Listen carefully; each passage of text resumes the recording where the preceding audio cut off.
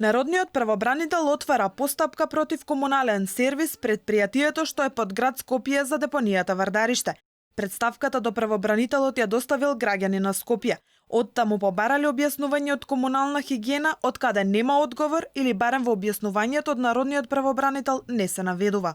По електронски пат поднесена е представка од подносителка од Скопје со иницијали СК, која смета дека јавното предпријатие Комунална хигиена противзаконски ја користи поранешната депонија Вардариште како претоварна станица и бара народниот правобранител да го испита случајот. На 28.5.2020 година народниот правобранител се обрати до јавното предпријатие Комунална хигиена и побара објаснување и информации за наводите во представката на подносителката, зашто истата е известена. Алфа неколку пати алармираше дека жителите на скопската населба маđари очајно бараат властите да престанат да ги лажат дека ќе исчистат депонијата, додека паралелно ја полнат нивните јавни предпријатија.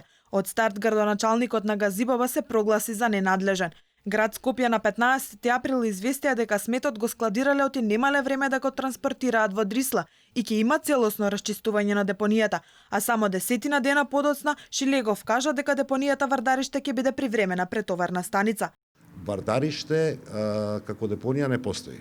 На Вардариште постои претоварна станица. Претоварна станица бидејќи системот на собирање на ѓубре подразбира на неколку места во градот, ѓубрето што го собираат возилата го истоварат и се товари во поголеми возила, 60 тонски камиони за да се однеси да се депонира во Дрисла. И тоа е тоа што се случува. Ако отидете во Вардариште нема да видите дека се депонира, туку дека се претоварува ѓубришта. Депонијата уште се полни, а граѓаните и натаму се гушат. Спас побараа и кај странските амбасадори.